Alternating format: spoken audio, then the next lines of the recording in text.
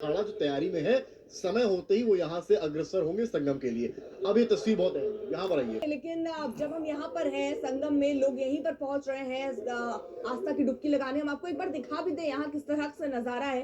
Public एक तरीके से अगर आप तुलनात्मक ढंग से देखेंगे तो कम है यहाँ पर, लेकिन यहाँ इकट्ठे जरूर हो रहे हैं कुछ कुछ लोग। और यहाँ से अब से थोड़ी देर में जरूरी काम था, हालांकि वो अलग बात है कि आज भीड़ ही नहीं है, लेकिन हम देख रहे हैं फिर भी यहाँ काफी लोग इकट्ठा है। क्या मौनी अमावस्या में भी इतने लोग इकट्ठा थे? नहीं, भीड़ तो है। पीछे अगर हम नहीं, जैसे रुक जा रहे हैं, पहले उनको बोल रहे थे बढ़ते रहिए। अब ये है कि भीड़ को रुकने नहीं दे रहे, भीड़ चलायमान रहे। और जहां पर सन्यासियों के अखाड़ों के लिए स्थान निर्धारित है, वो घाट है, वहां किसी और को जाने नहीं दे रहे हैं। उधर से आना बिल्कुल बंद है। ये लोग जो आ रहे हैं वो अलग दूसरे घाटों पर गंगा पट्टी में स्नान कर रहे हैं। और इधर जो संगम नोज पर बिल्कुल सामने जहां सन्यासियों के लिए घाट निर्धारित किए गए हैं, वहां किसी को भी जाने की इजाजत नहीं है।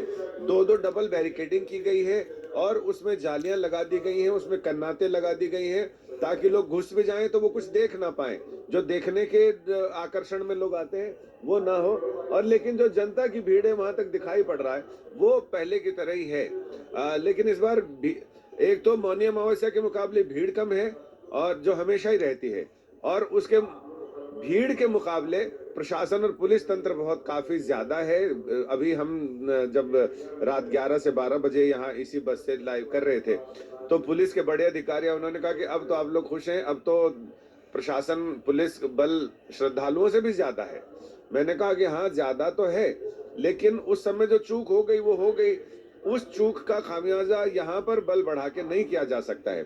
तो अब ये दूसरा अखाड़ा आ चुका है, यहाँ अखाड़ा मार्ग पर प्रवेश कर चुका है। और ये इसमें अखाड़ा निरंजनी और आनंद अखाड़े के सन्यासी इसलिए अपने अपने ध्वज लेकर, धर्म ध्वजाएं लेकर यहाँ पर पहुंचे हैं।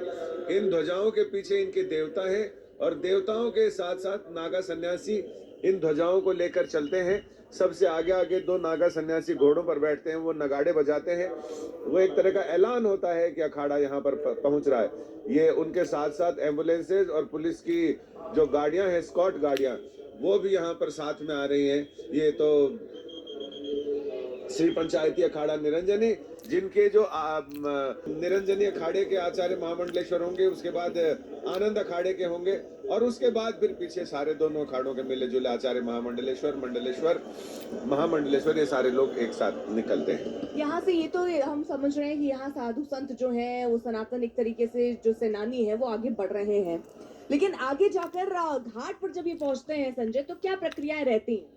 घाट पर पहुंचने के बाद जैसे ही ये सारे अखाड़े, जो अखाड़ा जिसका क्रम है वो पहुंचता है, वहां पर इनके तीर्थ पुरोहित होते हैं। वहां पर इनके